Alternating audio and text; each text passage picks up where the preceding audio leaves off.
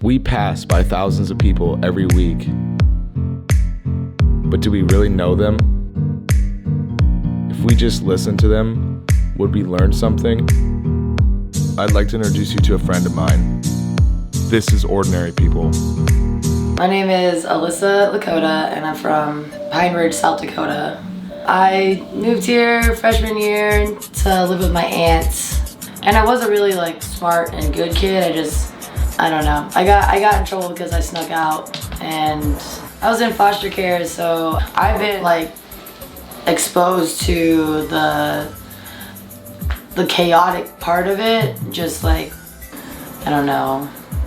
You grew up faster. Yeah, you have to go through a lot of trial and error. And then I dropped out of high school, realized I did not want to keep living the life I was living. And I would wake up at 6 in the morning, walk to school to see Haley and DJ go into high school, and then I would walk back for lunch and hang out with them at lunch, and then I would come back and meet them at the end of the day. And after doing that for a few months, I was just I'm already walking in West just to have lunch with my friends, I might as well go to school. So I put myself back in foster care at 17. My brother is named Carlito. He goes by Luca. He went to prison for 3 years. Before he got out of prison, I knew he was getting out, and I just didn't have any money on my own, but I knew I wanted to help him. He got off the prison bus, and I was standing right out there, and he just his face, I will never forget his face, and he ran up. That was my first time seeing him in 11 years. So we were excited and we were hugging. He didn't know I was even gonna be there. But also, I have all these new clothes. People donated so many clothes for him. I bought him 3 new pairs of shoes. I bought him a brand new iPhone with 2 months phone service, hygiene, just all kinds of things that he would need. And then also still had $800 left to give him over, thanks to my friends. And he thought I did it all, but I was no, it's just the Kansas City community, or the punk community, or just the art space community. I just mean people who want to help. Alyssa's story reminds me that we all deserve a second chance. Even though she was young, she was wise enough to know that she needed to go back to school. She continued her education and went to beauty school.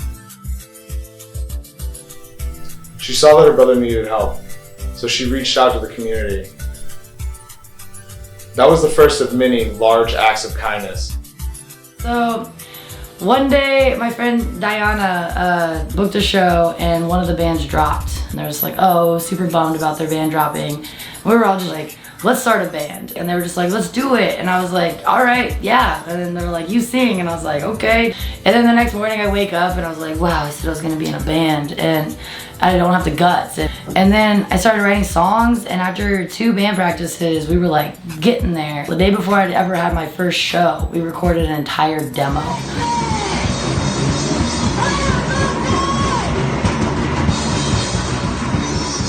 The Oglala Carnival. It was a benefit show, and in one night we made $1,500. That just went to the tribe. Oh, really? Yeah, that's just for native help, and I was blown away. I did not think that many people would come, and it was the most people we'd ever seen, at a show. We didn't have space for all of the stuff. I learned that sometimes we all just need a little help, and thankfully there are people out there like Alyssa willing to be that hand to reach out to them. There's also been a place called Downstairs for a lot of years, and then behind their house was Upstairs.